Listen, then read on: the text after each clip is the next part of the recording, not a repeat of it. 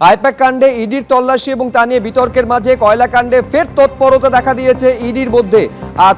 একাধিক জায়গায় আজকে সকাল থেকে তল্লাশি শুরু করেছে এনফোর্সমেন্ট ডিরেক্টরেট। 6টি জায়গার ছবি আপনাদের দেখতে পাচ্ছেন।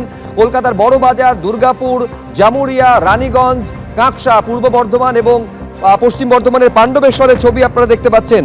কয়লা পাচার মামলায় তদন্তে এবার ওসির বাড়িতে পৌঁছে গেছে এনফোর্সমেন্ট ডিরেক্টরেট। সকাল 6টা থেকে সেখানে তল্লাশি চলছে।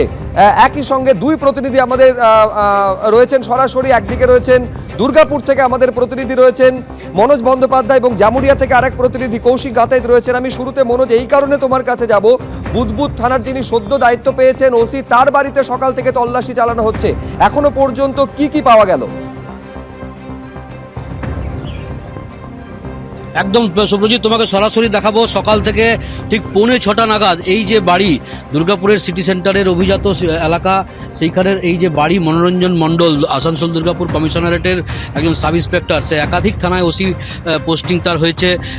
তারপর তুমি জানো যে 2024 সালে তাকে সাসপেন্ড করা হয়। মুখ্যমন্ত্রী ঘোষণা করেছিলেন যে দুর্নীতির সাথে যুক্ত থাকলে সেই পুলিশদের সরিয়ে দেওয়া হবে। ঠিক তার পরের দিনই আমরা দেখেছিলাম যে তাকে সরিয়ে দেওয়া হয়েছিল এবং তারপর সে দীর্ঘদিন তার বিরুদ্ধে ডিপার্টমেন্টাল এনকোয়ারি চলছিল এবং তারপর তিনি এসবিতে জয়েন করেন এবং এসবিতে জয়েন করাকালীনই গত 3-4 দিন আগে তাকে বুদবুদ থানায় পোস্টিং দেওয়া হয়, যদিও তিনি এখনও চার্জ গ্রহণ করেননি।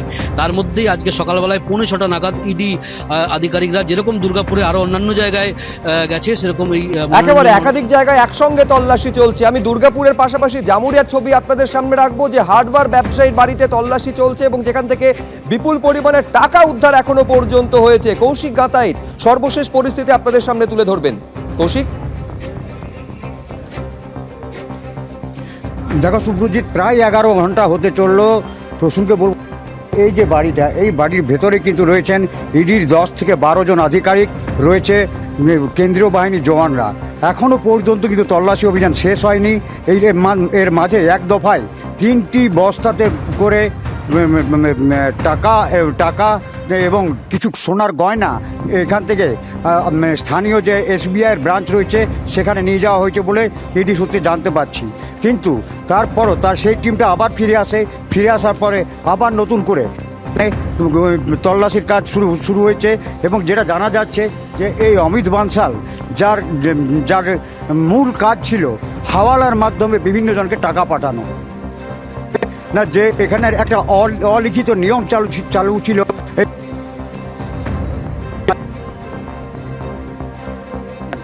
যান্ত্রিক গোলযোগের কারণে কৌশিক গাতাইত আমাদের প্রতিনিধির সঙ্গে যোগাযোগ বিচ্ছিন্ন হয়েছে। এখনো পর্যন্ত 11 ঘন্টা পেরিয়ে যাওয়ার পরেও তল্লাশি চালিয়ে যাচ্ছে এনফোর্সমেন্ট ডিরেক্টরেট।